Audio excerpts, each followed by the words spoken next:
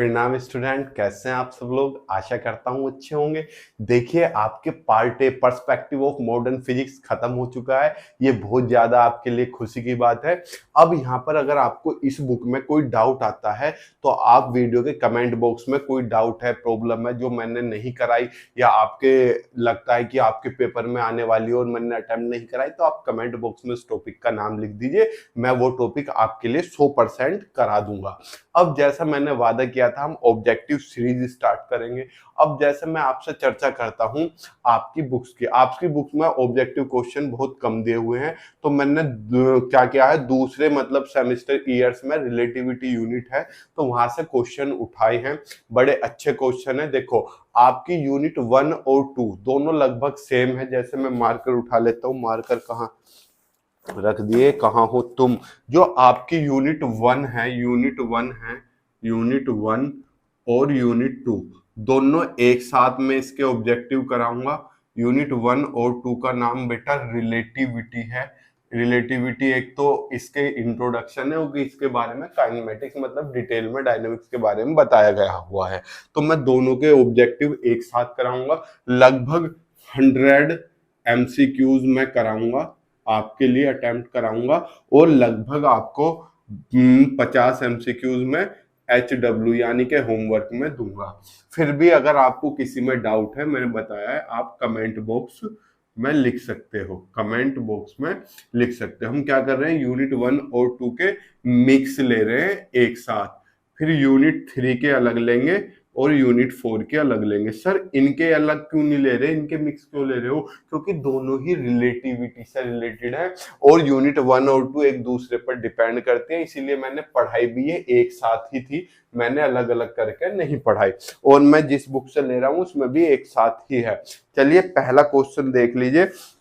In inertial frame of reference Newton's law of motion, मतलब 100 question कराऊंगा मैं एक सेक्शन में, 20 कराने की कोशिश करूंगा।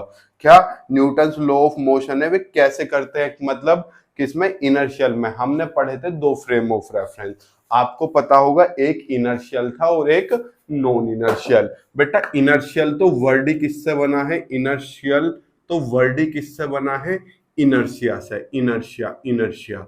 और न्यूटन का जो पहला लॉ था उसका नाम ही क्या था, लॉ ऑफ इनर्शिया, यानी कि जिसमें न्यूटन के लॉ अच्छे से होल्ड करें वही क्या कहलाता है, इनर्शियल फ्रेम कहलाता है।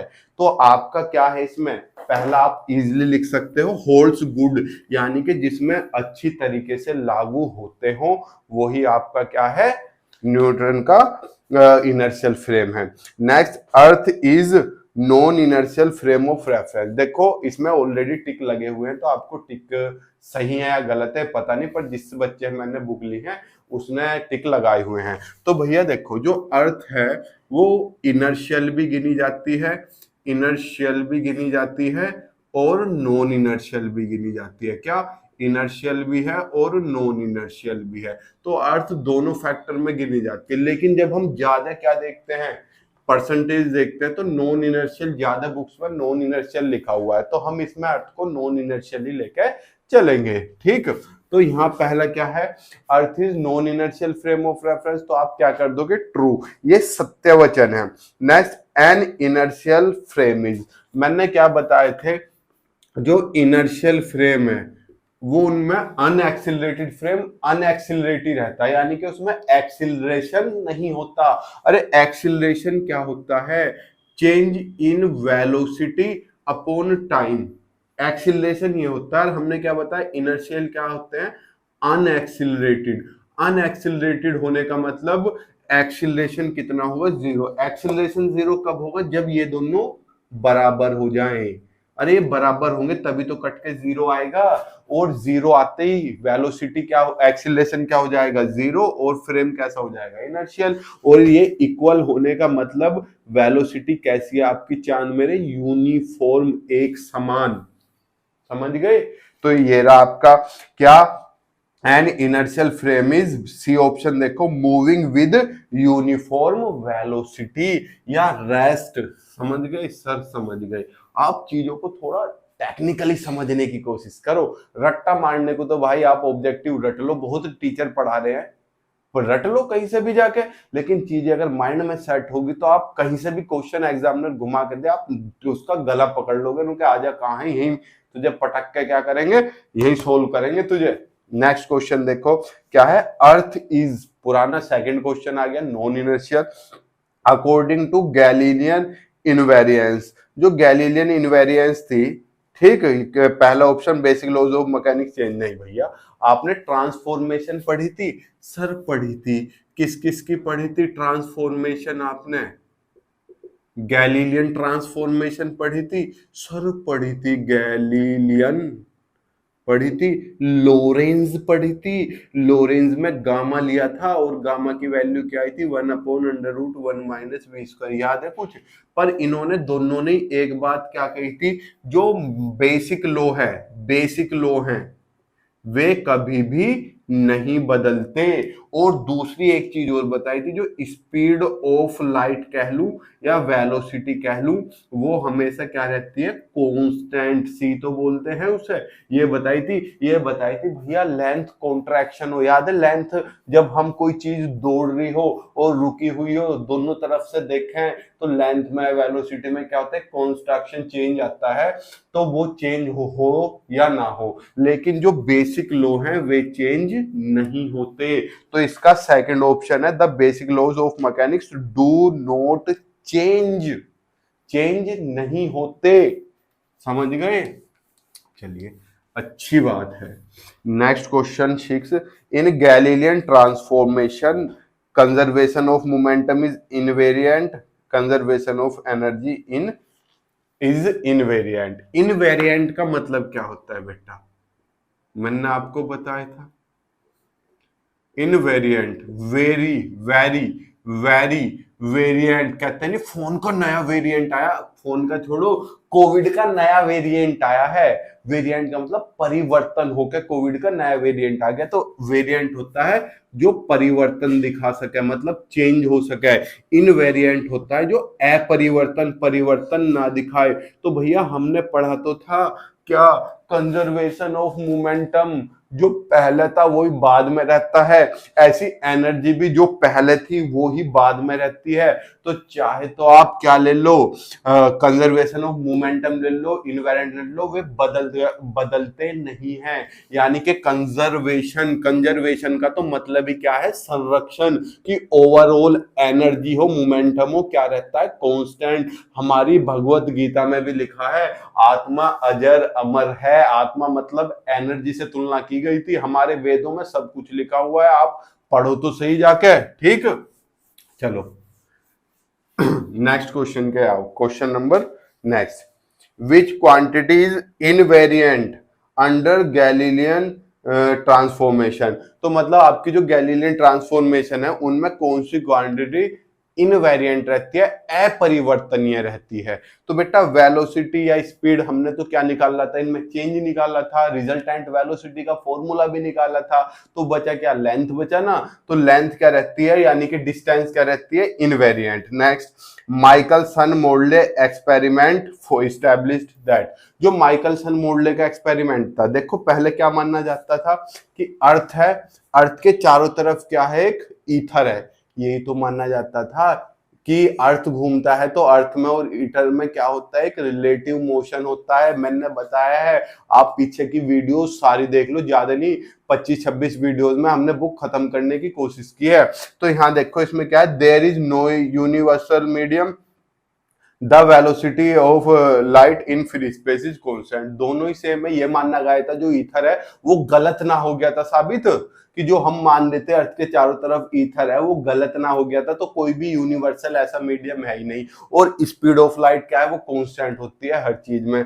चलिए सही हो गया। The negative result of MM experiment, MM मतलब Michelson Morley experiment, so that क्या दिखाता है कि कोई ईथर है ही नहीं, तो पहला option ether does not exist, यही तो था हमारा। चलिए next, Michelson Morley experiment proved that, अरे यार एक ही क्वेश्चन को हर तरीके से पूछा हुआ। माइकलसन मोल्डे ने क्या प्रूफ किया था कि कोई भी ईथर जैसा अर्थ के चारों तरफ माध्यम है ही नहीं। Next question, which one is invariant under Galilean transformation. Galilean transformation में क्या इनवेरिएंट रहता है? अभी पढ़ा तो डिस्टेंस कह लूं या लेंथ कह लूं, तो लेंथ पे टिक गई। लाइट वेव कैन ट्रेवल, भैया लाइट वेव सूरज से निकल कर आती है और अर्थ तक पहुंचती है। अब सूरज के और अर्थ पृथ्वी के बीच में वैक्यूम भी पड़ता है, अंतरिक्ष भी पड़ता है, वहां से भी होकर आ जाती है ये अर्थ तक, यानी कि ये वैक्यूम में भी चल सकते हैं। और हम जहां बैठे हैं यहाँ देखो लाइट आ रही है, हवा भी है, पंखा भी चल रहा है, तो ये एयर में भी ट्रेवल कर सकती है। तो लाइट वेव वैक्यूम और एयर दोनों में ट्रेवल कर सकती है ना मेरे भाई। नेक्स्ट समझो, special theory of relativity becomes in picture when. भैया स्पेशल थ्योरी ऑफ रिलेटिविटी कब आती है? जब आपका v c के ऑर्डर का हो जाए, यानी कि आपने ये नहीं पढ़ा था m equal to m naught upon under root 1 minus v. लगभग ये दोनों जब इक्वल आ जाते हैं ना तो इंफिनिटी बन जाता है। यहाँ पर 1 इक्वल आ गया तो कट के 1 माइनस 1 तो इंफिनिटी आ गया। तब इस केस से बचने के लिए, यानी कि v और c लगभग इक्वल आ जाए, तो एक आइंस्टीन ने थ्योरी दी थी जिसका नाम क्या था? Special theory of relativity. मेरे याद नहीं है मैंने डिस्कशन की है या नहीं, अगर नहीं की तो बता देना, इसके बाद में एक वीडियो स्पेशल थ्योरी पे ही डिस्कशन कर दूंगा। Next question, in relativistic motion the conservation law hold good for. भैया कंजर्वेशन लॉ मोमेंटम के लिए भी लगता है एनर्जी के लिए भी लगता है सर मास के लिए भी तो लगता है। क्यों? क्योंकि एनर्जी और मास इक्विवेलेंस ना पढ़ा, जब इसमें लग रहा है तो इसमें भी तो लगेगा। चलिए तो बोथ हो गए ना। नॉर्मली ऑब्जेक्टिव में एक तो मजा है जब बोथ आ जाए ना, या ऑल ऑफ द अबव आ जाए, सारे ही सही लिए जाते हैं। नेक्स्ट क्वेश्चन की तरफ चलते हैं। धुआंधार क्या है? In two inertial frame reference the velocity of light. एक वेलोसिटी ऑफ लाइट स्पीड जो स्पेशल थ्योरी थी ना उसमें यही बताया था कि हर एक फ्रेम ऑफ रेफरेंस में स्पीड ऑफ लाइट हमेशा c होगी। एक और कमाल, अगर c में c जोड़ दूं तो क्या मिलेगा सर? c ही मिलेगा, क्योंकि ये तो भैया कांस्टेंट है तो कांस्टेंट ही मिला ना। नहीं पता? अगर वैसे भी नहीं पता तो भैया ये तो मैक्सिमम लाइट स्पीड होती है, तो इसमें तेज तो दौड़ ही नहीं सकते। जब भी नहीं पता तो मैंने डेरिवेशन करा रखा है, c को c से जोड़ के। रिलेटिव वेलोसिटी ये नहीं होती क्या? u plus v upon 1 plus u v upon c square, यही तो है। अब मैं u भी c ले लूं और v भी c ले लूं, तो c प्लस सी अपॉन 1 प्लस c इंटू सी अपॉन सी स्क्वायर, तो ये तो ये कट गया, 1 बचा, तो 2c अपॉन 1 प्लस 1, तो 2c अपॉन 2, 2 से 2 कट गया c। देखो दोनों को जोड़ने पर भी c प्लस c करता हूं तो c ही मिलता है। ये मैंने पूरा अच्छे से डिस्कशन किया हुआ है, तो आपको इसमें घबराने वाली बात नहीं है। चलिए हम ये वाली बात भी सर अच्छे से समझ गए। अब नेक्स्ट क्वेश्चन की तरफ चलते हैं। क्या है? In two inertial with the velocity of light से हो गया two the postulates of special theory of relativity. Special theory of relativity में मेनली जितनी बात बताई गई थी वे दो थी। कौन सी? एक तो डिस्कशन कर चुके, अब मैंने सारी डिस्कशन की हुई है, आप घबराना मत, ठीक? नहीं करी हुई तो बता देना, कर दूंगा। The first postulates of special theory of relativity laws of physics are the same in all the inertial frame of reference. Logic दोनों बातें आ गई।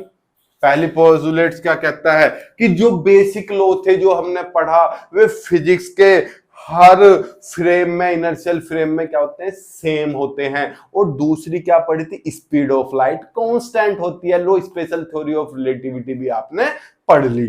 नेक्स्ट क्या कहता है? Second postulates of law.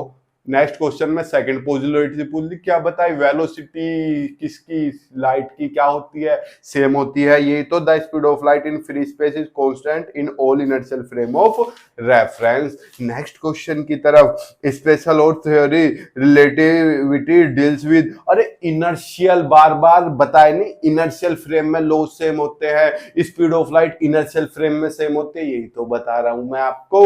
तो इनर्शियल ऑब्जर्वर।